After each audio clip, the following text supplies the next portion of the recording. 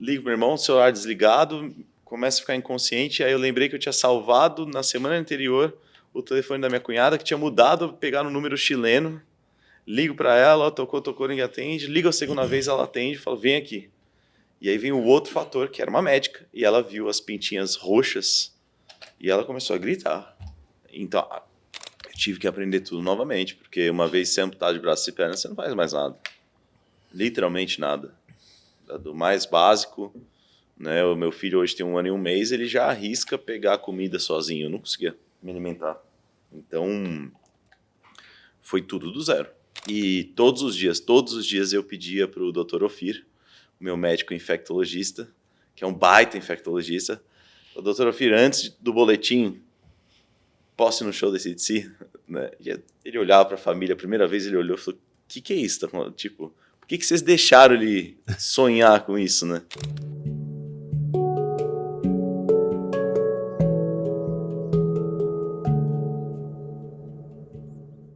Gente, tudo bem? Boa tarde, boa noite ou bom dia, né? Quando é gravado a gente não fala nessas coisas, né, Luiz? Mas a gente está aprendendo. 1 ano, né, o Criotal que está fazendo, e a gente acho que melhorou muito. Mas o que tem de comum em todos os capítulos é a gente trazer pessoas especiais para falar com vocês, né? Então eu agradeço muito, né, vocês que estão nos assistindo. Agradeço que vocês também avisem outras pessoas interessadas em assuntos diversos, sobretudo na área da saúde, tá? E hoje é uma situação diferente, porque eu estou recebendo um convidado que foi indicado por uma pessoa ligada a gente, que é a Bárbara, e o nome dele é Pedro Pimenta. E eu vou ser sincero com vocês, eu nem li essas perguntas que estão atrás aqui, tá, Pedro? Antes de te apresentar direito. Porque realmente a gente vai tentar tirar tudo de você no sentido de falar sobre esse assunto, de como você superou os problemas, que a gente vai entrar em detalhes, né? O Pedro Pimenta, eu vou ler aqui agora, tá, gente? É economista, empreendedor. Ele escreveu um livro, Superar é Viver. Vocês vão entender naturalmente o porquê desse nome, Superar é Viver. Obviamente ele é um palestrante internacional, e CEO da 20 Clinic, né? Referência, né, em reabilitação de pessoas amputadas na América Latina, tá bom? Ele vai entrar em maiores detalhes. Ele teve uma situação muito grave aos 18 anos, e ele me comunicou e autorizou eu falar a idade atual dele, de 35 anos, e nessa situação grave que ele passou com 18 anos, ele teve que fazer alguns procedimentos médicos. E eu vou direto ao assunto, né? Ele teve que amputar vários membros, todos, teve uma quadriamputação. E eu acho que é isso que nós vamos conversar, de como um jovem de 18 anos enfrentou essa passagem entre, de um lado, um jovem, e do outro lado, um jovem com amputação de todos os membros. Mas eu primeiro vou agradecer a vinda dele, né? Seja bem-vindo, mas eu sempre passo para o meu sócio, meu parceiro, que me aguenta há 30 anos, e eu também, né? Ele. E... Não, 30 não, 25, né? Por isso que a gente está... Não, ainda tem mais 5 para atingir. E ele vai fazer a segunda etapa, que é realmente apresentar e introduzir essa pessoa especial, que é o Pedro Pimenta. Bom, pessoal, olá, tudo bem? Mais um Criotalk, né? E hoje nós temos o prazer de receber aqui o Pedro. Obrigado por você ter vindo. Pedro, eu gostaria que você fizesse um resumo, que assim a gente faz isso sempre, todo mundo que vem aqui, sempre fala um pouquinho da vida até chegar aqui. Então eu queria que você fizesse um breve resumo da sua história e tal, depois a gente começa a bater o papo mais especificamente. Legal. Primeiramente, é um prazer estar aqui com vocês. Bacana ver uma história tão longeva de amizade, deve ser, né? Antes da... Ou briga, né? Mas sócio é pior do que... Sócio, você sabe, é o mal necessário que falam, né? Não, graças a Deus, os meus aí, um abraço a eles. Mas eu tenho 35 anos, eu nasci aqui perto, né? Mas venho de uma família mineira, de Minas Gerais, né? E sou o mais novo de 3 irmãos. Meus 2 irmãos bem mais velhos do que eu sou a raspa do tacho ali mesmo, 10 anos de diferença. E tive uma infância muito boa, assim, nasci, obviamente, com os membros íntegros, né? E jogava bola, saía com os amigos. Lá em casa a referência sempre foi muito positiva, então eu sempre trato de exaltar a minha família onde eu vou, porque não teria superado tudo que eu passei se não fossem eles. E além dos meus irmãos e pais, também tios e primos, aquela família volumosa de Minas, né? E todo mundo muito unido, e amigos também. E tive uma infância muito bacana, e aos 18 anos era 2009, já que entregou a minha idade, né? Eu tinha 18 anos em 2009, eu estava fazendo cursinho. Em casa a educação sempre foi muito valorizada. Então os meus irmãos ali naquele momento já tinham sido formados na Poli, na USP, em engenharia, né? E o meu pai é engenheiro da UFMG, minha mãe professora.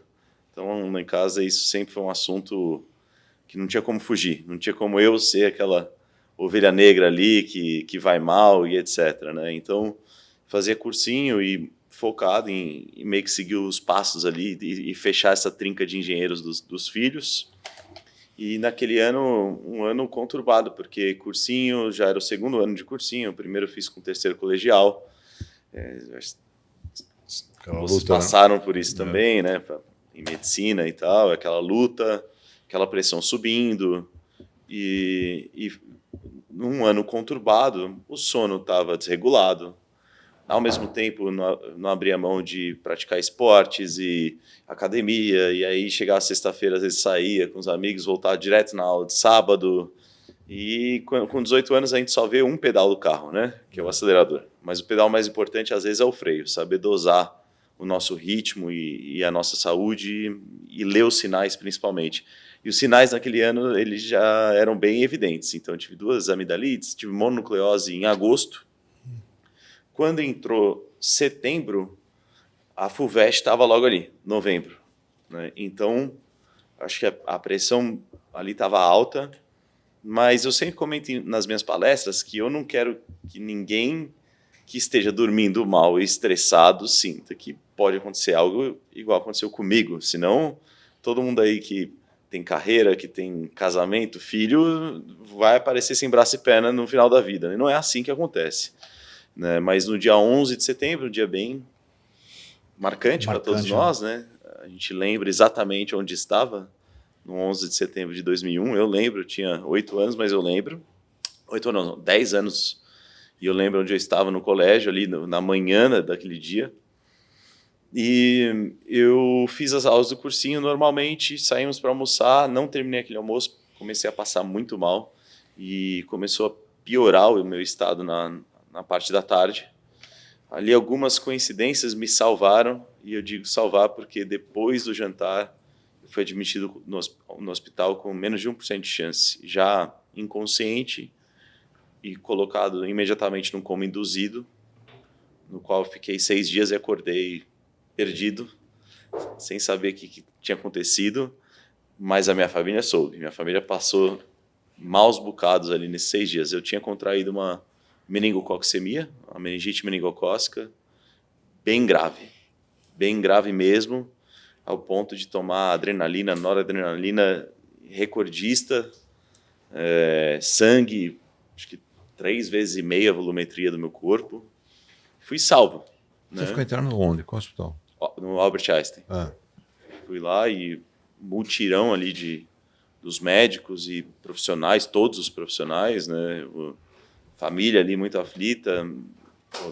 Você recebeu o telefonema que seu filho, caçula, está com menos venha para cá para se despedir. Essa era a ordem, né? Já no choque séptico avançado. E ali, a partir do 3º dia, mais ou menos, eu comecei a recuperar alguns sinais. E fui recuperando até no 6º dia, eles me tiraram do coma e eu acordar, ainda sob os efeitos anestésicos, vi de tudo.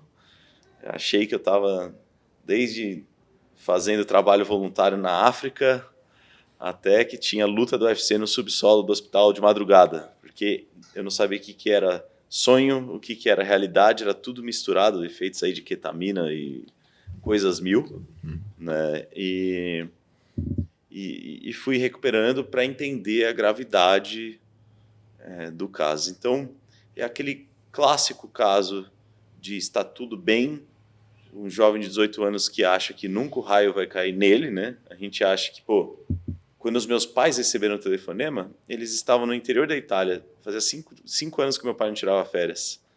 Né? Então, você imagina o telefonema de volta, acho o aeroporto mais próximo e vem cá 12 horas desconectados, sem saber se ia pousar para um funeral ou para o hospital.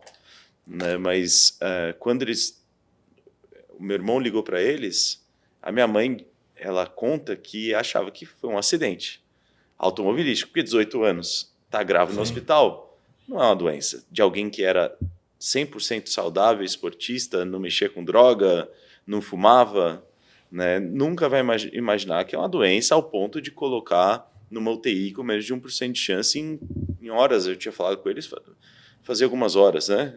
Então, ela achava que tinha sido um acidente. A carta, né? 18 anos de idade, acabou de tirar a carta, putz, se meteu num poste aí, né? E não imagina que pode ser algo clínico, como foi o meu caso. E você, em um dia praticamente, você de manhã estava se sentindo razoavelmente 100%. bem? Não, 100%. 100%? Fiz todas as aulas. À tarde que você se sentiu mal e à noite você estava na UTI? No almoço, os primeiros sintomas foram piorando no decorrer da tarde. Eu comparo com uma dengue, que não era uma simples infecção alimentar, né? Eu comparo com dor nas extremidades, aquela dor de cabeça, vômito em jato, febre.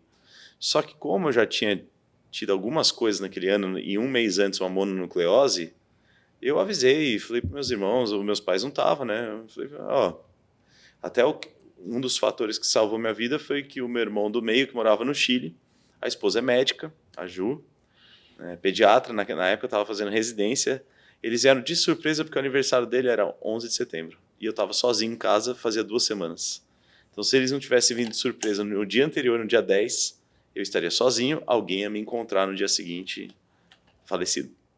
Você, quando é que você percebeu a gravidade do que estava te acontecendo? Não foi nesse dia que você passou mal, né? É porque você entrou na UTI? Gravidade foi quando eu acordei, já na madrugada para o dia 12, viro para o lado, vomito, e vou chamar o meu irmão, não consigo, estava já em choque, então não conseguia me mexer direito e tal. Aí eu pego meu celular, na época um Nextel, e ligo pro meu irmão, celular desligado, começa a ficar inconsciente. Aí eu lembrei que eu tinha salvado na semana anterior o telefone da minha cunhada, que tinha mudado, pegar no número chileno. Ligo para ela, tocou, ninguém atende. Ligo a segunda vez, ela atende, falo, vem aqui. E aí vem o outro fator, que era uma médica, e ela viu as pintinhas roxas e ela começou a gritar. Então, né, quando a sua cunhada médica começa a gritar, né, até palavras fortes assim, de ele vai morrer. Aí foi ali que eu comecei a entender, mas deu pouco tempo, porque eu estava grogue já, estava bem confuso. Tanto é que a partir daí são memórias. Eu lembro da ambulância aqui na Marginal, transferido de hospital, mas eu não lembro mais além disso. Dizem que eu cheguei conversando no hospital. Eu acho estranho, porque não lembro. Minha última memória foi dentro da ambulância. Você ficou internado quanto tempo? 5 meses e meio. 5 meses e meio. É. E você consegue identificar assim, qual o momento mais difícil na internação? Foram tantos momentos difíceis, né? Porque envolve ali uma resiliência reativa, nem reativa, passiva, né? Você só pode esperar e torcer para que os outros façam. Não estava na hora de eu fazer meu papel ainda, né? A única coisa que eu podia fazer é esperar e me manter são. Mas eu acho que o momento mais difícil foi quando eu acordo do primeiro coma, 6 dias, e eu estava com os braços e pernas gangrenados, completamente gangrenados. É isso que eu queria entender, que é esse passo, né, entre ter a meningococcemia, que é uma explosão inflamatória e vasculítica progressiva, Isso. e levando a microtrombos, né, a gangrena, até esse ponto de ter esse... Porque deve ter sido um momento crucial no sentido de de se sentir mal, né? Porque entre você ter a gangrena e decidirem pela Mas amputação, né? Tava Eu queria esperando ver se para delinear a amputação. E também cada dia que passava esperando exatamente, é uma possível porta para infecções. Só que também se fizesse naquele momento, eu estava ainda com pressão arterial muito baixa, sob suporte, né, e etc. Então foi um mês esperando e esse um mês foi muito sofrido porque UTI, 2, 3 horas de visita, aquela luz branca, você não sabe que é dia que é noite. Na verdade, você sabe que eles dão uma apagada nas luzes, mas o corredor fica aceso na sua cara. Aquilo foi muito difícil. E também falar, pô, será que tem um pingo de esperança de reverter? Mas olhava e falava, não tem chance de reverter. Porque era muito claro que estava morto, era tecido morto, que é o que é gangrena, né? E difícil, porque exatamente por ser invasivo, tinha cicatriz no rosto, nos ombros, e aí trocava bandagem, tomava morfina, eu tomava mais morfina do que água, né? Então, esse período foi difícil, mas mais difícil ainda foi, eu brinco, tá? Aí quem tá em casa, brincadeira, eu brinco na palestra, assim, sei lá, vou em Minas, eu vou brincar com o Atlético Mineiro, sou cruzeirense, então com certeza com o Atlético, mas eu brinco que às vezes torcer pro Pedro é mais difícil torcer pro Vasco da Gama, porque no hospital eu pego uma infecção hospitalar. E aí eu sou mandado às pressas, taquicardia subindo, febre subindo, vai ter que amputar, e ali esse foi o momento mais difícil, porque o primeiro momento eu não despedi de ninguém. Para mim foi muito fácil. O difícil é para quem fica, né? Eu fui ali no meu coma, que é um cochilo. Agora, Dorme e acorda. todo mundo ali sofrendo, sem dormir, e eu dormindo. A segunda vez houve uma despedida consciente, onde no dia seguinte eu iria para uma cirurgia e no dia anterior todo mundo me visitou. Assim, e ninguém me falou que, olha, estamos aqui porque a chance de sobreviver a essa cirurgia de remoção de 4 membros de 12 horas e você, né, era uma chance relativamente ali, no mínimo 50-50. Hoje dizem que eles estavam desesperançosos. Então eu saquei ali que havia uma despedida, de fato. E aí eu acho que esse é o momento mais difícil, porque confirma que eu iria para a amputação quando tinha aquela negação, né? Aquela coisa de não, mas vai que existe um milagre. Mas ao mesmo tempo você tem uma despedida consciente e você olha a morte de frente, né? A gente estava comentando aqui em off, né? Mas é muito esquisito você olhar a morte de frente, que é, sobrevivi a um acidente, fiquei em coma, acordei, o que aconteceu comigo? Quase morreu. Isso foi o meu primeiro coma. O segundo foi, olha, você vai entrar na cirurgia, o anestesista vai fazer uma contagem regressiva e não é a gostosinha da endoscopia, né? Aí você fica ali, aí você repensa a vida inteira, você barganha com Deus, né? Que se eu acordar, você é uma pessoa tão boa para a humanidade. Então isso foi mais difícil, né? Uma idade tão jovem, você passar por coisas que a gente espera passar com 90, quem sabe 100 anos, né? Então isso foi o mais difícil. E quando que você se houve um momento assim que você falou, não, agora tô fora, agora eu vou sair, vou sobreviver. Houve esse momento ou foi uma coisa que você foi ganhando aos poucos? Como é que foi? Acho que aí 13 dias em coma, no segundo coma. Um dia antes de fazer a traqueostomia eu acordei. Quase que fez, mas não fez. 13 dias entubado. Aí 7 dias sem falar, né? Fica aquele negócio, água, aquela situação toda. Mas a partir do momento que eu saio da UTI, vou para a SEMI, quando eu fui para o quarto, que era um quarto bem maior, e era visita liberada, aí meus amigos, né, numa situação quase que transformava o hospital no sei lá no que, assim, o dia inteiro lotado. Eu tenho muitos amigos, graças a Deus, então familiares e naquela época não era, ninguém tinha TikTok, Instagram, a gente tinha que jogar jogo de tabuleiro, né? Tinha que conversar, olha que época chata. E então, ali aliviou muito. Aí eu ia para hidroterapia, pô, piscina quentinha, fazia minha fisioterapia submerso, gostava muito. E é muito maluco de falar. Eu tenho até saudade dessa época, que é uma coisa maluca. Pô, tô deitado o dia inteiro na cama de hospital, 24 horas por dia tirando, ia ali para terapia, para físio, para hidro, e para alguns exames que eu fazia, etc. Ali no quarto já tinha passado enxerto de pele, fiz um monte de enxerto, então eu fiz dezenas de cirurgias. 5 meses e meio, né? Deve ter sido, mas depois mesmo da amputação ficou muito tempo, né? E então ali eu senti. Nesse intervalo, houve um show do AC/DC também que eu fui, que é uma coisa maluca de pensar, né? Você fala, pô, mas como assim você foi? Quando eu acordei do coma, no primeiro coma, o meu irmão vem chorando e me traz a Folha de São Paulo em mãos, e eu olho para ele, né, e todo mundo chorando, e eu sou aquele cara de, para de chorar. Né, por minha causa, vai chorar por outra causa, mas chega de chorar por minha causa. E aí ele abre e estava lá, AC/DC, estádio do Morumbi, 27 de novembro, e eu estava do outro lado da rua do estádio do Morumbi. E eu era um dos administradores da comunidade Orkut, AC/DC Brasil no Orkut, né? E eu tocava guitarra, eu era viciado em instrumentos, eu amo música, então nunca fui um músico, mas eu era um amador.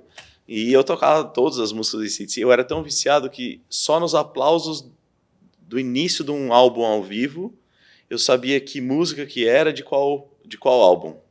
Completamente. E era o meu maior sonho da minha vida ir num show da AC/DC. Eu era, mas assim, muito viciado.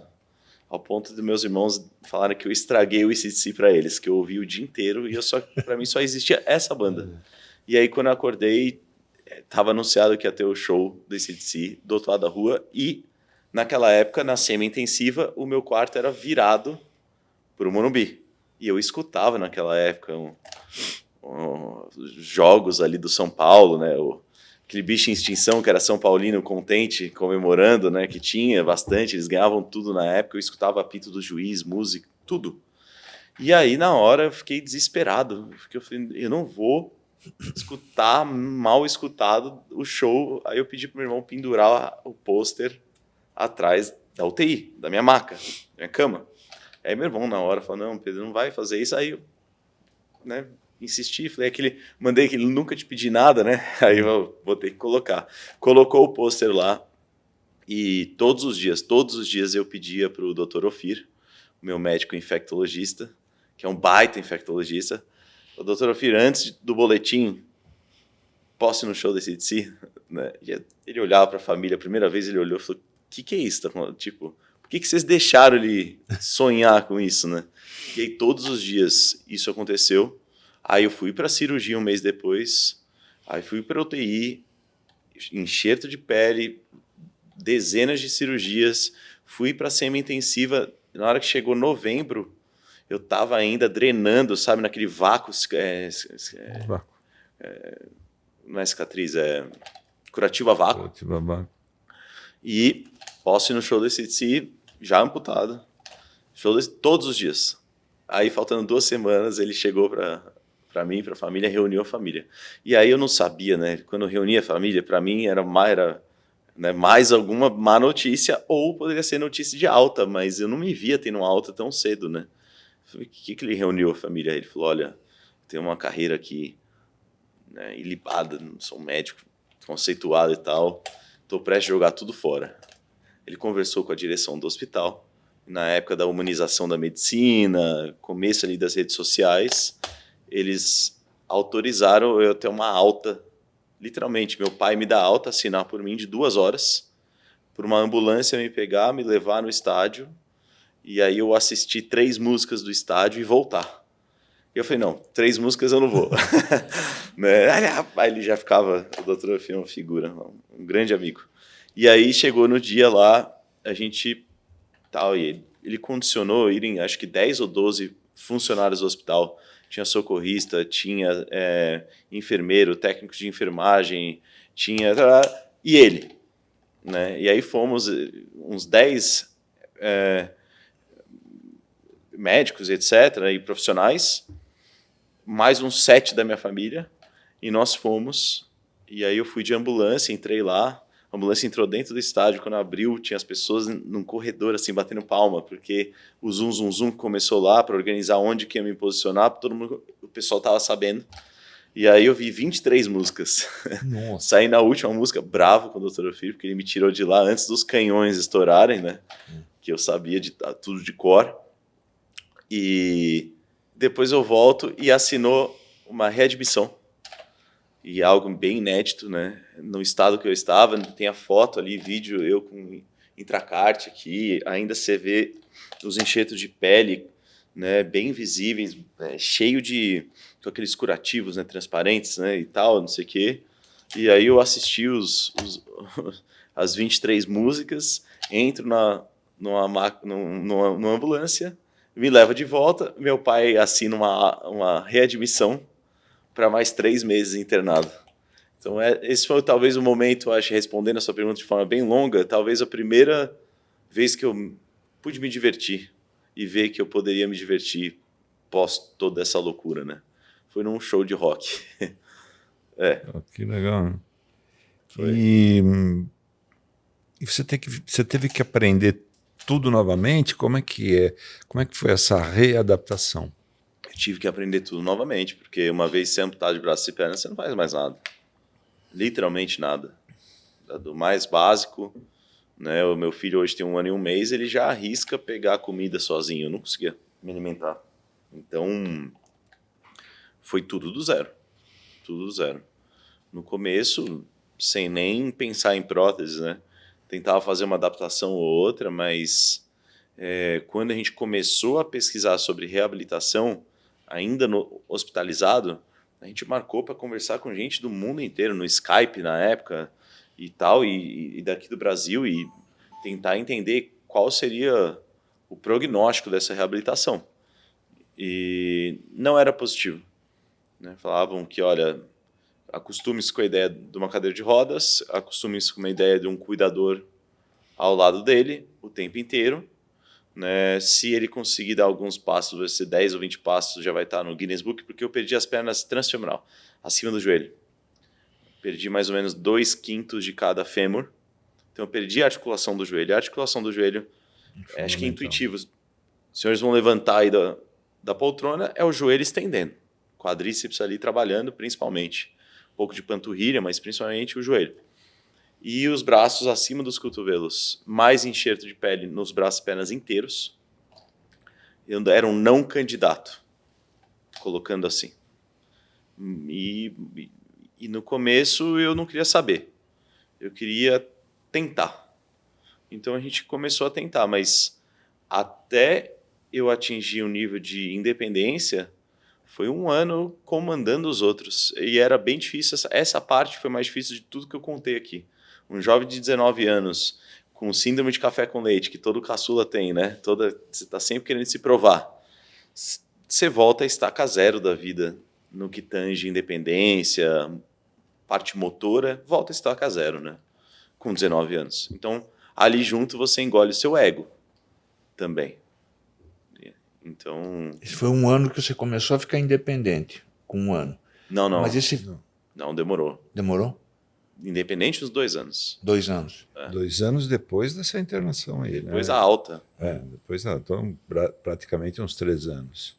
Alta, eu vou dizer, assim, boa mobilidade com 1 ano, ali meados de 2011, eu saí em fevereiro, passei Natal, Ano Novo e meu aniversário em fevereiro no hospital.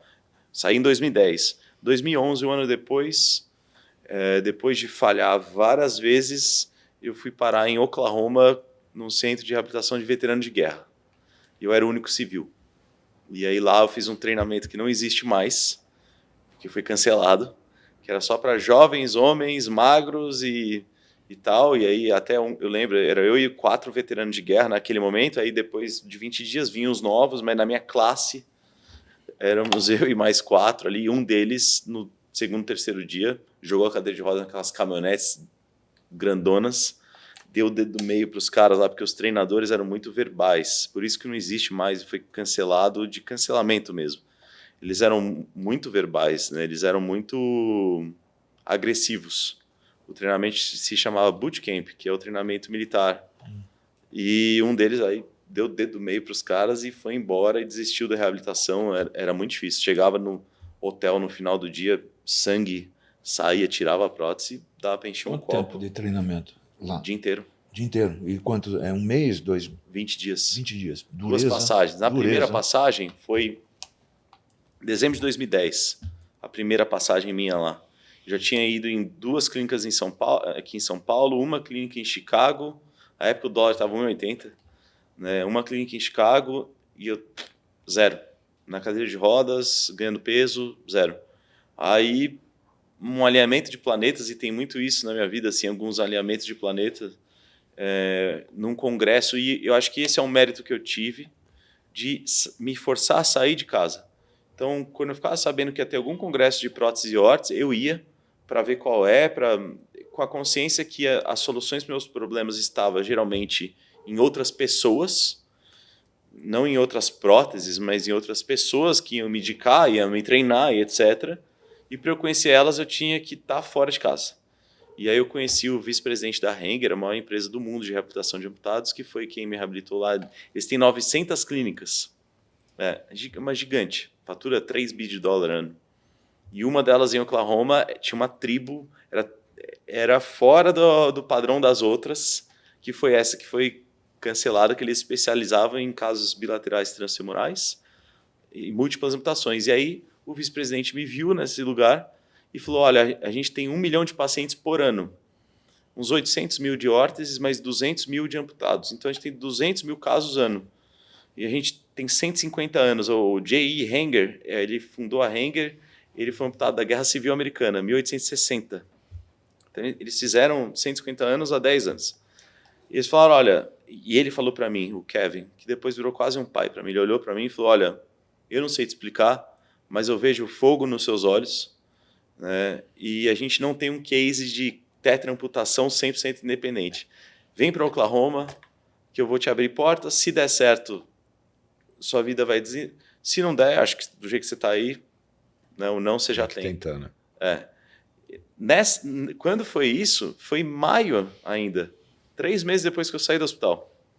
Eu joguei fora, junto com um monte de cartão de visita que eu tinha, porque eu ia nesse congresso, os caras viam em mim que nem urubu. Pô, é uma venda vezes 4. Né? Então, eu não dei bola. Foi quando eu estava já finalizando lá em Chicago, sem sucesso, o peso do fracasso nas minhas costas, sentindo que eu tinha falhado com minha família, que a gente estava usando ali economias dos meus pais sempre foram muito econômicos, para preparar para a aposentadoria deles, né? E aí eu liguei para ele e ele estava, por coincidência, pousando em Chicago, e ele veio no meu apartamento que eu estava alugando lá, e me chamou para Oklahoma, e aí eu fui. Aí eu estava lá, eu e mais 4 veteranos, um britânico, o Royal British Marine, que é o elite lá e 3 americanos, e eu. E fiz o treinamento lá, e aí foram 2 idas, porque a primeira voltei para o Brasil baixinho, não tinha articulação de joelho, como se fosse no final da minha coxa um pezinho. A mesma teoria de uma criança. Para eu ir crescendo aos poucos, aí de perna aberta, com medo de cair, aí você vai fortalecendo o core, a perna vai se fechando, você vai crescendo, ganhando musculatura para colocar articulação, que fica muito mais difícil, deve imaginar andar em 2 articulações, o negócio está dobrando ali, né? E aí, depois de 3, 4 meses, eu voltei para lá para colocar os joelhos, e aí eu acho que eu me tornei esse case que eles queriam tanto, porque eles começaram a me chamar toda hora para ir para os Estados Unidos. Tem uma hora que eles falaram, olha, você vai ter que falar para sua família que você vai mudar para cá. E aí eu não estava 100% independente, porque nos braços eu ainda apanhava muito. Que você deve imaginar que emular a perna humana já é difícil, mas vai. Emular a mão humana é outro animalzinho ali, né? E eu senti essa frustração, mas eu coloquei na minha cabeça que eu ia fazer aquilo funcionar. Então, todo dia de manhã eu colocava a prótese, não importava o dia, se eu estava cansado, se estava com ferida, colocava band-aid, nebacetim, botava o liner, que é a meia de silicone nas pernas, ali e colocava a perna e ia embora, né?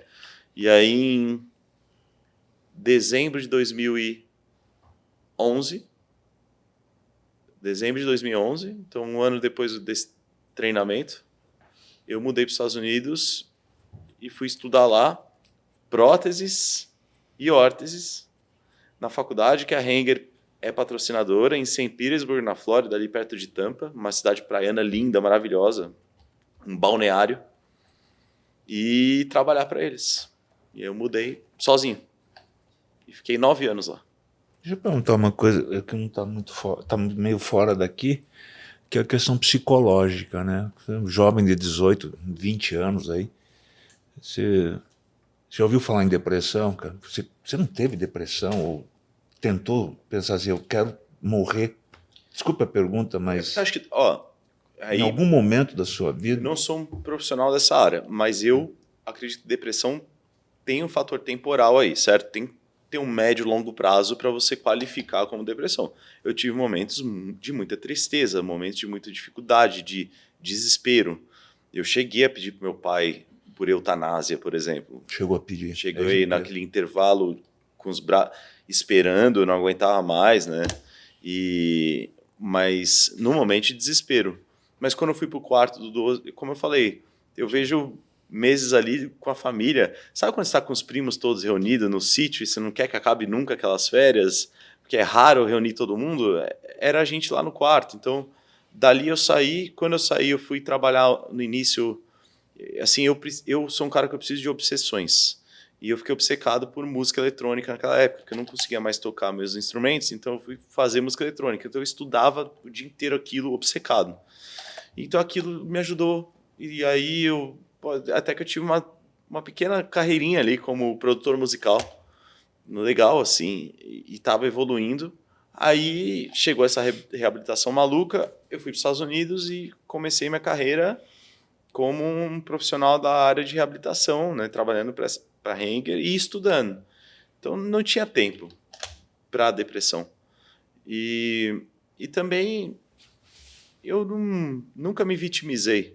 Tá. E eu acho que foi o caminho correto para não cair numa depressão. Porque a autopiedade, ela é massacrante. Faz exemplo. E aí, eu nunca tive depressão. Tá. Não me reconheço, nunca me reconheci como enfrentando uma depressão. De momentos tristes, altos e baixos, né, como qualquer um. E esse hospital de Oklahoma, que você falou dos veteranos de guerra, A clínica. Você recebeu, você que não é militar americano, né? Uhum. É normal eles receberem de fora ou você foi realmente uma exceção? Eu tinha alguns civis, mas eram 80-20. Mas naquele momento não tinha ninguém treinando comigo que era civil. Na segunda vez que eu voltei já tinha um ou outro civil. Então era uma clínica para todos, só que esse programa era muito assim focado nos militares. E era um programa, inclusive, emulado no programa militar. Era muito verbal. Era pesado. Pois é, eu estou impressionado com isso, né? Era militar, né? Primeira vez também que ninguém passou a mão na minha cabeça, entende? Os outros programas que eu fiz, alguém levava minhas próteses numa mochila, eu ia de cadeira de roda, chegava lá, coloca nele, 1 hora de fisioterapia, tirava tudo, colocava na mochila e parabéns, nossa, você está indo tão bem. E precisava mesmo de um chacoalhão. No meu caso, foi um caso muito extremo. Usar 4 próteses 12 horas por dia é algo maluco mesmo. Então tinha que ter uns malucos.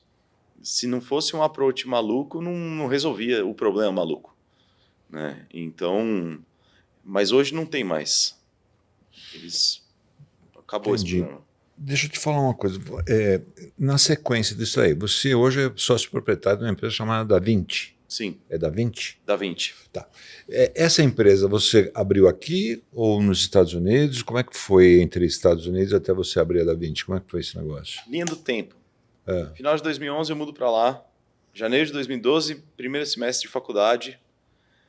Na metade do semestre, eu troco de curso para economia, porque eu percebi que fazer próteses e órteses é algo muito manual, moldado a gesso, né? Aquela coisa bem... Eu falei, nossa, eu vou ser o pior protesista do mundo. Então, eu fui para economia, mas continuei trabalhando com eles. E aí, eles perceberam que toda vez que ele me... E ali, eu já estava dirigindo carro sem adaptação, eu já tinha doado minha cadeira de rodas em 2010. Eu não uso cadeira de rodas desde 6 de dezembro de 2010. Então, quando eles me colocavam na frente de outro caso que era tido como grave, o efeito era muito positivo e acelerava a reabilitação. E aí eu comecei a trabalhar com a equipe nacional. Então, eu estudava e trabalhava. Eu pegava avião, eu conheci uns quase 40 estados de lá, dos 50. Então, eu peguei muita experiência empírica. E aí eu tinha um caderninho que eu ia anotando as coisas positivas e negativas de cada clínica que eu entrei. Eu entrei em umas 300 clínicas. E aí, na faculdade, eu fiz o minor em empreendedorismo. Então, lá é major e minor, né? O major em Business Economics e o minor, que é um enfoque paralelo em empreendedorismo. Em um dos cursos, eu tinha que criar uma empresa. E eu criei uma clínica fictícia. E guardei o business plan. Quando veio 2020, eu estava tirando o green card, né? Depois de 4 anos com visto de trabalho, estava tirando o green card, eu amava morar lá e não imaginava, em hipótese alguma, voltar ao Brasil. Eu voltava para visitar, eu fazia muita palestra aqui, então eu vinha umas 3, 4 vezes por ano para fazer palestras, ver minha família, ó, voltar, tchau. E aí veio a pandemia, em 2020. E eu fui forçado a voltar e trabalhar de home office para Hanger. E meu dia a dia era isso, era viagem, e de repente eu estou preso num apartamento igual todos nós, né? E fazendo trabalho administrativo. Putz, odiava. Aí falava, pô, para que eu estou mexendo em Excel se tem alguém com 10 dedos faz isso muito mais rápido que eu, né? Hoje em dia, com inteligência artificial, já tirou todo o atraso, mas naquela época era muito manual. E aí eu comecei a olhar em volta e uma sensação de ciclo fechado. Um ponto importante aí foi porque eu namorava a minha esposa e ela estava fazendo residência médica em anestesiologia em Ribeirão Preto. Então tinha um namoro à distância. E naquela época eu achava que ela iria para os Estados Unidos. Como anestesista, você sabe que lá a profissão é Melhor, né? é bem valorizada, né? Então eu estava empolgado com isso. Mas aí, morando aqui, eu tive aquele gostinho de novo de aquele almoço de terça-feira na casa dos meus pais. O meu irmão do meio, nós 3 moramos fora por muito tempo. O mais velho ainda mora fora, mas o do meio tinha voltado. Então, minha sobrinha, que eu era aquele tio gringo, que ela não conhecia direito, eu comecei a conviver com ela. Depois veio a segunda... Então, assim, naquele momento, eu comecei a olhar por um outro lado para o Brasil. E aí, teve um outro olhar também que era... Pô, Estados Unidos está bem servido na minha área. O Brasil, não. Então, isso tinha um senso de propósito e um senso de oportunidade de negócio junto ali. E quando você alinha os dois, é muito bacana. E eu falei, caramba, cara, eu estou aqui fazendo trabalho administrativo, eu estou no corporativo aqui. Assim, eu achava que eu ganhava bem, mas olhando para trás, talvez eu não estava utilizando todo o meu potencial. E também não queria virar presidente da empresa. Então, para quê? E aí eu liguei para o meu sócio, né, o Jairo, meu sócio, um nome grande no setor. Ele tinha vendido as empresas clínicas dele, distribuidora, uma grande fabricante europeia, e já estava acabando o non-compete dele. Ele falou, bora fazer? Bora. Eu falei, meu Deus do céu, vou entrar nessa loucura.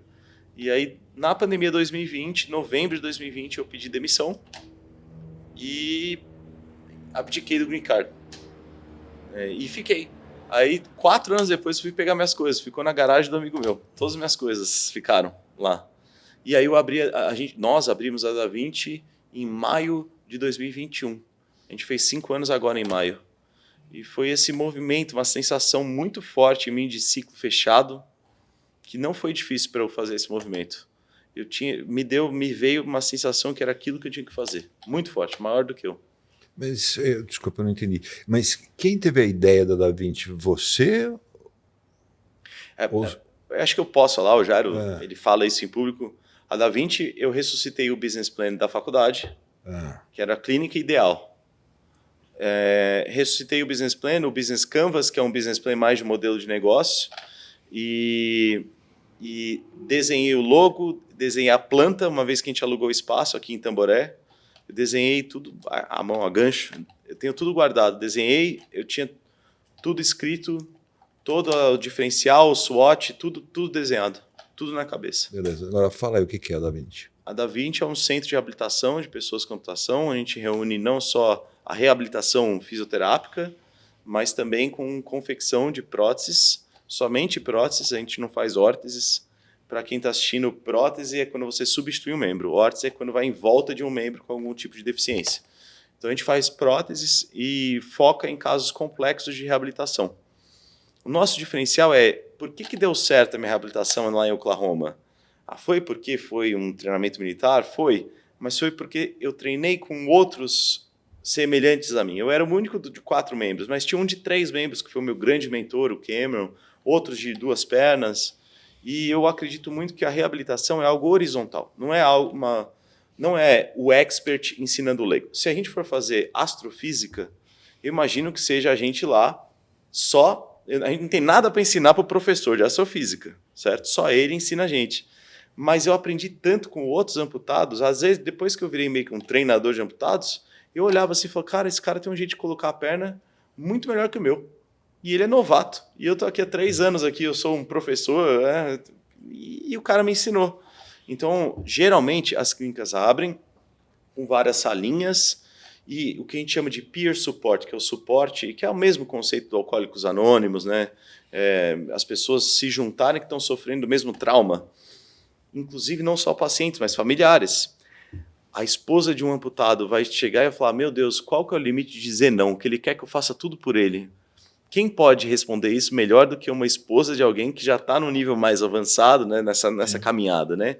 Então, a Da-Vinci, as outras clínicas, elas vão lá e tem tudo fragmentado, e aí, quando percebe que é importante essa convivência, tentam colocar em cima de um design que não favorece.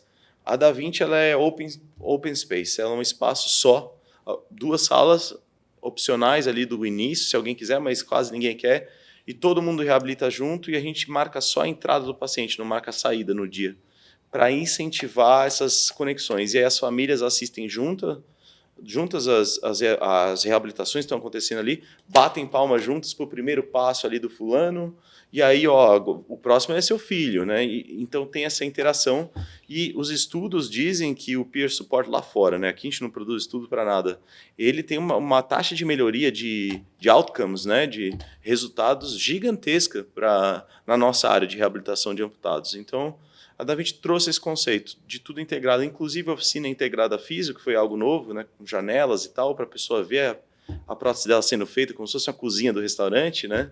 A gente trouxe várias coisas novas, deu uma E todas rejuvenescida. produzidas aqui, as próteses. Sim, a gente combina componentes que são de fora, né, joelhos, mãos biônicas, a gente não tem esse tipo de tecnologia aqui no Brasil, mas tudo que é carbono e algumas outras coisas a gente faz tudo aqui, monta aqui e treina. E é por tecnologia de impressora 3D? Não. Não.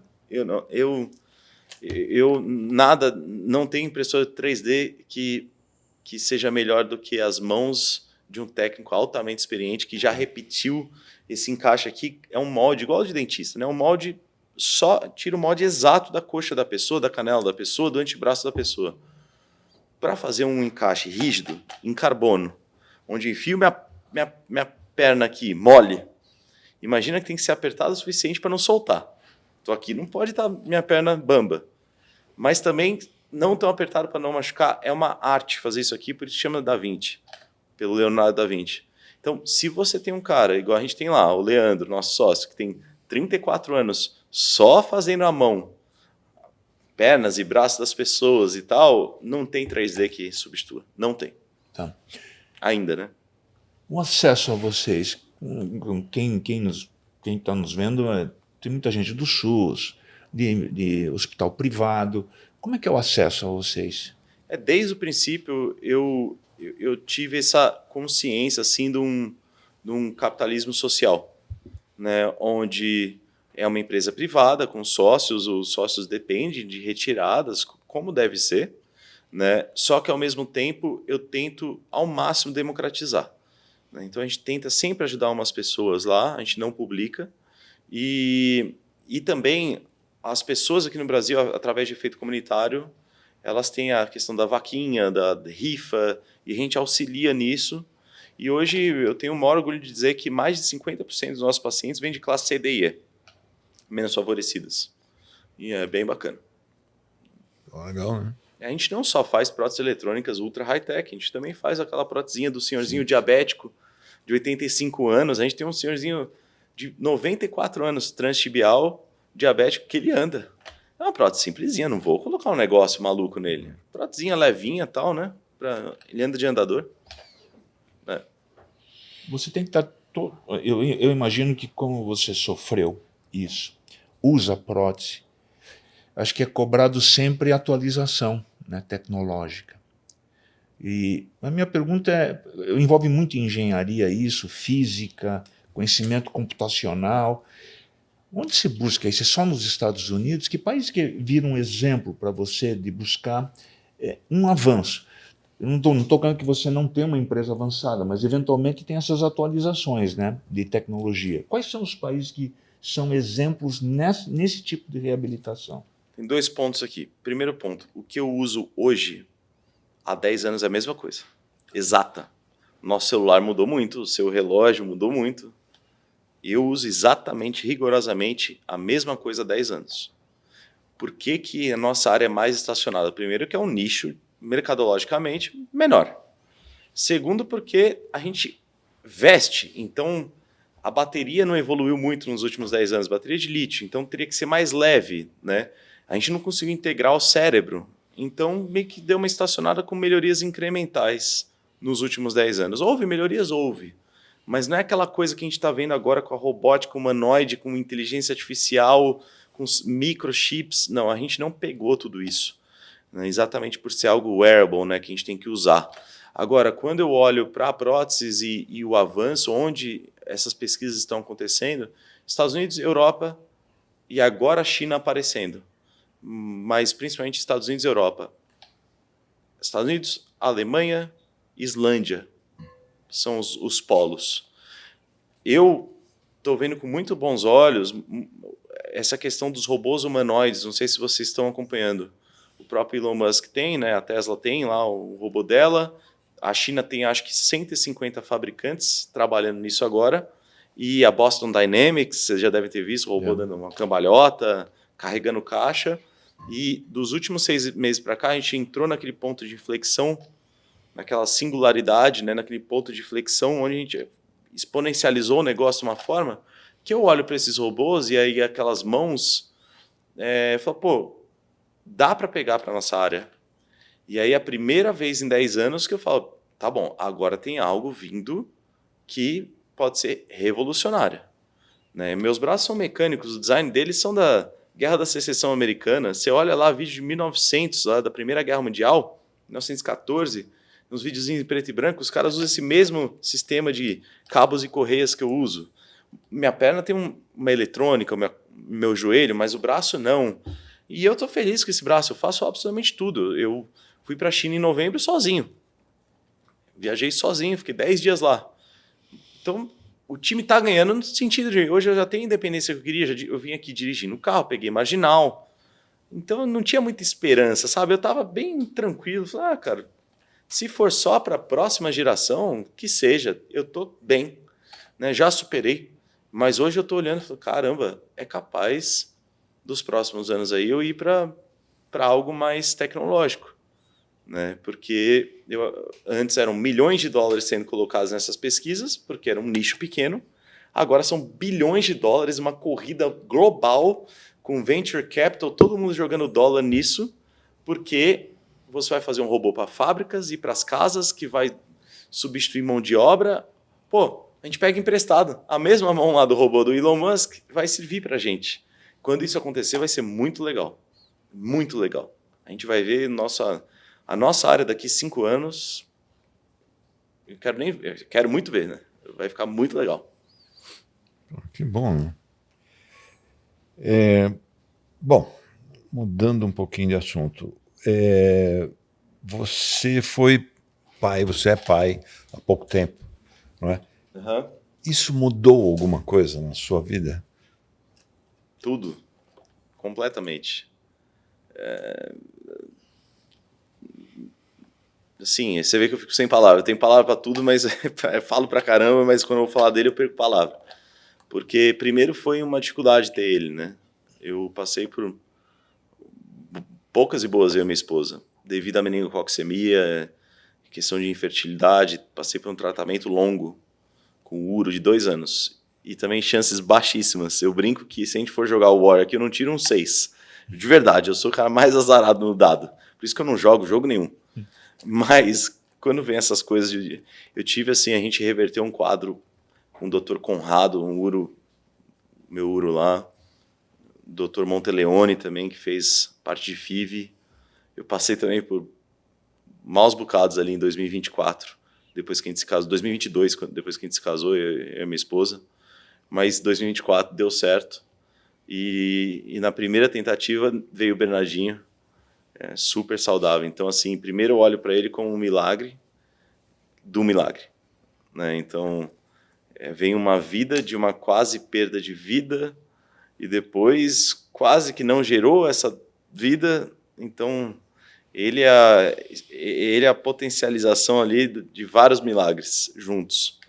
E então eu olho para ele, primeiro me vem todo esse filme, né, de tudo que eu passei, e aí entender que valeu a pena toda a luta também. E, eu daria a vida pela minha esposa? Daria. Mas talvez eu dar uma pestanejada do meu filho, me joga, né? Aquilo é uma coisa de maluco, né? É uma coisa de louco, é natural. Então, realmente ele veio para mudar tudo e para dar outro significado e outro entendimento de tudo que eu faço. É um amor louco. Perfeito, meu. Fala um pouquinho do seu livro, né? O livro está Você esgotado. escreveu? Acho que dá para achar ele na internet, se pesquisar. Mas eu escrevi em 2014. Eu fiz uma palestra, um TED Talk em 2013. Foi um dos primeiros TEDs do Brasil, da Universidade Federal do Paraná. E aí a editora me ligou. Ela assistiu, passou ao vivo no canal. E aí ela me ligou e me convidou para escrever o livro. Aí 2014 terminou, agosto de 2014 a gente lançou. E ele virou best-seller, né? Ficou algumas semanas como best-seller. E aí fui um monte de programa de TV, nem consegui ir tudo. Eu ia no Jô Soares, mas eu tinha prova, porque eu estava fazendo faculdade lá fora. Então foi muito legal a experiência e saber que o livro, tanto feedback positivo, e o livro ele é atemporal, ele está aí rodando as mãos das pessoas, e aí as pessoas me acham na rede social para falar, nossa, eu li seu livro, me ajudou. Então é legal isso, é um esforço que a gente faz que escala para um nível que a gente nem sabe quem está lendo ele agora, né? Então foi uma experiência muito boa, foi uma experiência muito legal. Eu tenho, assim, você vê que o Brasil, na área da saúde, é meio alto e baixo. Mas saindo um pouco da área da saúde, indo para a parte de urbanização, que afeta as pessoas que têm problemas de saúde, eu não tenho nenhum problema de locomoção, eu sofro para ir para minha casa, que está a 1 quilômetro e 400 metros daqui. É cheio alto e baixo, buraco, essas coisas todas. Talvez você não tenha tido, como você visitou já vários centros americanos, e quando eu não quero falar que o Brasil é pior que os Estados Unidos, jamais, mas acho que há uma falta de preocupação de uma urbanização que possa ajudar as pessoas que têm algum problema. Pode não ser tão grave quanto o seu, mas até uma pessoa de idade sofre para atravessar uma rua aqui, né? Então, eu queria ver esse ponto de vista seu, do que você pode comparar ao Brasil, porque eu acho que falta muita coisa.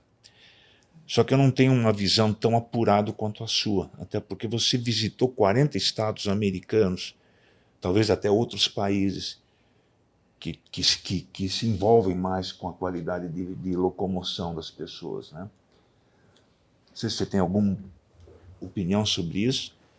Eu gosto de começar falando do que a gente avançou. Há 16 anos, quando eu fui amputado em 2009, tinha acabado de sair, né, a LBI, Lei Brasileira de Inclusão, e aí você vê muito mais rampas nas entradas dos estabelecimentos hoje do que via. Então, a gente está num caminho, principalmente aqui em São Paulo, algumas cidades do interior, tem uma acessibilidade em alguns lugares. Na Avenida Paulista seria o que a gente queria em todos os lugares, né? Aquela calçada perfeita, tudo ali padronizado, etc. Mas comparado aos Estados Unidos, a gente está numa escala aí de 0 a 100, a gente está em 7% do que eles chegaram. Tá? Então, lá é absurdo. Lá o nível de acessibilidade... A Europa não se compara aos Estados Unidos. A acessibilidade da Europa é metade no nível, né, de urbanização pensada na acessibilidade. E quando a gente pensa em acessibilidade, a gente não pensa só em pessoas com deficiência, a gente pensa em idosos, em mães com cadeira, mães com cadeirão, com carrinho, mães com aqueles carrinhos de gêmeos e etc. Que você vai pegar um metrô, como é que a mãe desce ali, né? Como é que o idoso desce? E a acessibilidade eu espero e todos nós esperamos que a gente vai precisar de muito de acessibilidade. Significa que a gente chegou longe na vida, ninguém quer morrer cedo. Então a gente quer chegar com 95 anos e beneficiar, igual eu me beneficio hoje com 35 por ter uma situação mais grave, né? Então falta bastante. O Brasil evoluiu muito, mas falta bastante e as calçadas são sintomáticas de um pensamento que da porta para dentro tem um ar-condicionado lindo e da porta para fora não finaliza a sua casa, não deixa a calçada bonita para os outros. Né? Então é um pensamento que falta, acho que na nossa sociedade brasileira. E música, né? Eu toco piano. Toco, né? Não sou profissional que nem você. Não, nunca fui, pelo amor de Deus. Zero achei, profissional. Parabéns, né? Porque você substituiu, você tocava guitarra, né? E na verdade, o AC/DC eu não escuto muito, mas eu sei que hoje eu escuto menos também, sabia? Mas eu voltei a tocar piano, né? Você continua também atuando na parte de não, música eletrônica não. Não, parou. Quando faculdade e tal, mas aí eu toco uma gaita, um blues, de vez em quando, e aí eu voltei a tocar gaita agora porque eu enchi meu filho daqueles instrumentinhos lúdicos, né? E eu quero que ele aprenda uma língua e toque um instrumento. Assim, eu gostaria de incentivá-lo a isso, tudo que eu puder fazer. E se ele escolher um instrumento que possa ornar com a gaita, aí eu quero voltar a tocar a gaita para a gente ter o prazer de tocar junto. Então eu toco uma gaitinha ali de vez em quando, eu tô pegando ela de volta ali, tirando a poeira da gaita para voltar a me conectar, mas eu escuto muita música, não escuto de tudo, eu sou bem chato, na verdade, para música, mas eu gosto muito, hoje o AC/DC meu, sempre, desde os 23 anos, os Beatles, é o que eu idolatro hoje, que eu tenho disco na parede, são os Beatles, eu sou um Beatlemaníaco. Aí eu falei que toco porque faz falta, né? A gente sente essa Faz muita necessidade. falta. Esse que é... Mas eu gosto de escutar, eu gosto de reparar. Tem uns canais no YouTube de alguns também pianistas que eles destrincham, né, a parte harmônica ali, como que foi construída. Eu adoro, sou viciado nesse tipo de coisa, de conteúdo. E vou muito aqui não sei se você frequenta, na Sala São Paulo. Eu frequento muito a Sala São Paulo. Eu vi há muito tempo atrás. Tesouro, eu parei, que os paulistanos não entendem aqui. Eu ia até pro treino da orquestra, né? Às vezes para treinar, eles fazem a abertura, né? É fantástico. Eu vou umas 5, 6 vezes por ano eu vou. Eu pego um concerto lá, adoro. Tá bom, cara, vou te contar, é impressionante. Conversar com você realmente é uma aula, né? Então, obrigado. Com vocês também. Eu queria que você contasse um pouco essa história da sua esposa, seu encontro, como foi, e até me ajuda, tá? Me dá uns toques, né? Porque eu tô solteirão. Vamos ter, então. Em off eu te dou uns toques. Não, assim, eu com 18 anos acontece isso, a gente pensa, né? Óbvio. Como é que vai ser? Eu sempre quis formar uma família. Eu gostava das baladas e tal, não sei o quê. Ia muito com o marido dela ali, inclusive, nas baladas. O Stefano, um dos meus melhores amigos. Mas eu sempre tinha aquele objetivo de, igual foi o que eu falei, maximizar ali para ver quem que é a pessoa certa. E meu sonho sempre foi ter um filho, né? Ou mais. E eu estava solteiro quando eu conheci minha esposa, era 2017, e eu estava nessa transição de formado, aí você tem um ano lá para alguém te patrocinar, Aí eu formei, saí do visto de estudante e estava nessa transição. Eu sempre trabalhei para a Renner, mas dessa vez eles iam patrocinar o visto de trabalho.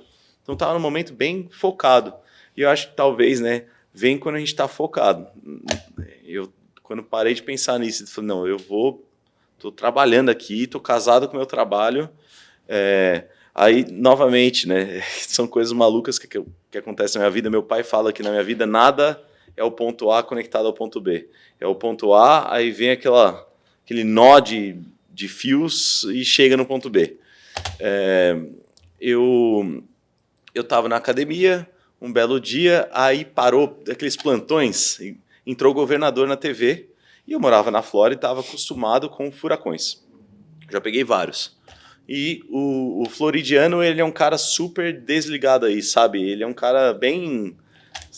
mais um. E aí o governador vem e fala, olha, tá vindo o maior da história dos últimos 120 anos e eu quero que todo mundo evacue, não só quem está em área de risco, e se você ficar, você tem o risco de morrer. Ele falou exatamente isso na TV.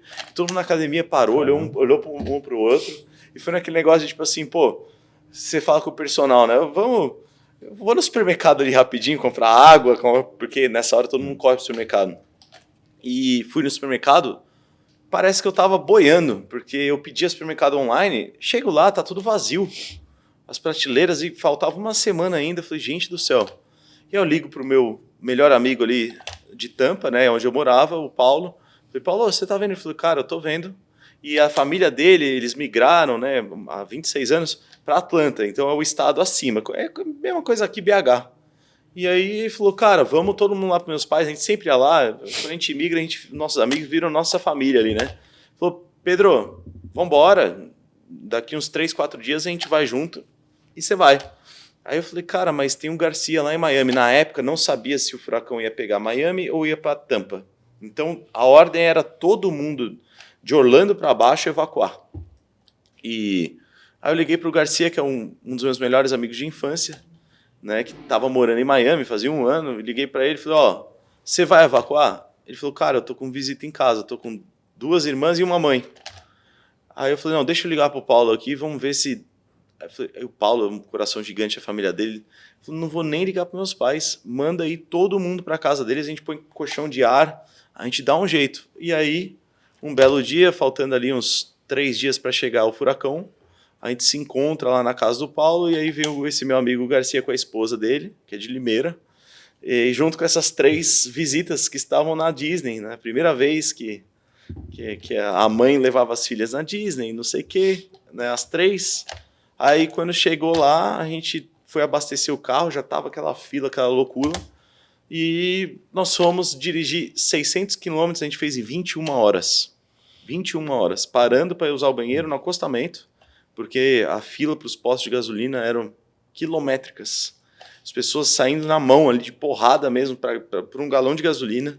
Foi uma coisa distópica, foi a maior diáspora da história dos Estados Unidos. 6 milhões de pessoas pegaram aquela estrada. E a gente pegou em 21 horas. Aí quando eu cheguei lá, foi uma festa só, porque é família de músicos da igreja, né, a família do Paulo, todos ali são músicos, e aí armaram aquele esquema todo.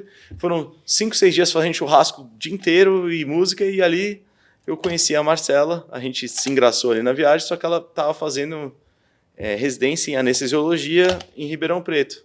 A gente começou um namoro à distância, e eu vinha para cá a cada 3 meses para fazer palestra, e isso que sustentou. Ela, as férias dela da residência, ia para lá, eu vinha para cá, e a gente começou a namorar à distância, depois de fugir de um furacão juntos e, por um acaso, se encontrar na mesma casa. E o detalhe interessante elas estavam na casa desse amigo, a esposa de Limeira, a minha esposa de Limeira. E eu lembro quando esse meu amigo, na época do colegial, conheceu a esposa dele em Limeira, e eu ia junto com ele para Limeira, mas nunca conheci minha esposa. E era a melhor amiga dela. E eu nunca, na vida aí, das idas e vindas para a praia, que eu vi e tal, eu só fui conhecer fugindo do furacão. E aí lá a gente começou a namorar. Aí fomos casar em 2020, cancelado. Era no começo Pandemia. pandemia. Aí os amigos já, a piscina é gelada, né? Você tem certeza que quer remarcar? É um sinal de Deus, a gente tem que ouvir. Falei, não, vamos remarcar. 2021, segunda onda, Delta, cancelado. Aí os amigos, cara, 2 cancelamentos, já 3 datas, já vai pedir música no Fantástico, né? Os amigos casados, né? Pedro, né? O negócio não é fácil não, e tal. Eu falei, não, vamos de novo. Aí na terceira vez a gente conseguiu casar. Nós casamos em 2022. Já morando aqui, já com a Da Vinci aberta e tudo. E foi dessa forma que a gente casou, que a gente se conheceu, fugindo do furacão. Que legal. Não sei o que mais vem, né? Espero que não seja coisas tão malucas assim. Mas todos você superou com grande sucesso. Exato. Pô, legal, cara. Foi um prazer receber você. A gente gostaria que, como habitualmente a gente faz, pedir para você deixar seu recado, falar o que você quiser. Fique à vontade. O meu recado que eu deixaria é um recado, primeiro, de que se a gente quiser construir as coisas na vida, a gente tem que arregaçar as mangas e traçar uma certa linha de excelência, né? Eu acho que ninguém faz isso pela gente. A excelência é uma das coisas que a gente não consegue terceirizar. Então, eu fui lá com os treinadores lá, quando eu voltei, eu não podia trazê-los comigo, né? Meus personal motivators, né? Eu que tinha que me automotivar. E eu acho que veio muito disso, de combinar comigo mesmo onde era essa linha de excelência e não aceitar nada abaixo dela. E isso que eu acho que começou a fazer aquele efeito de juros compostos, né? De fazer um pouquinho melhor cada dia e ir avançando. Mas não também só focar nisso. Porque aí a gente vira robô, a gente vira marginal, não marginal no sentido de um marginal como a gente está acostumado, mas marginal no quesito econômico de agora eu vou me otimizar aqui 0,3% da minha vida, aí a vida ficou chata, né? Agora eu vou tomar um suplemento aqui e tal, vou medir o tamanho do meu braço que eu estou na academia. O gostoso é a gente fazer as coisas bem feitas e às vezes não tão... E a vida é assim, né? Então, o que vem junto com a excelência? Vem o amor. A minha vida ela foi repleta de amor e foi o que, junto com essa garra, com talvez a excelência, fez as coisas acontecerem. Desde o hospital, o amor ali da minha família, dos meus amigos, né, etc. Depois o amor da minha esposa e agora o amor do meu filho. Então, excelência sem amor, não... você vira aqueles caras que conquistaram muito e são extremamente frustrados. E amor sem excelência, você talvez vire um hippie, que ainda também não é muito bom. Aí você vai virar aqueles caras lá que estão lá encostadões e não estão contribuindo muito. Então, esse é o recado que fica. Legal. Pedro, obrigado, né, por ter compartilhado a sua história, tá? Obrigado por você estar assistindo a gente.